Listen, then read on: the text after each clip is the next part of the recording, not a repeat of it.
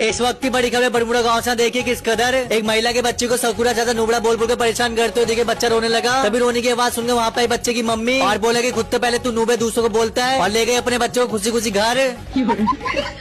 अगली बड़ी खबर 4 गोल्डन प्लेयर देख रहे थे टीवी में न्यूज, तो मोदी जी ने दिया सभी गोल्डन बंदों को आश्वासन, होली वाले दिन सभी गोल्डन प्लेयर को दी जाएगी गर्लफ्रेंड रंग लगाने के लिए। ये सुनकर गोल्डन प्लेयर हो गए पागल, खुशी में दारू पे छमे डांस करते हुए दिखे।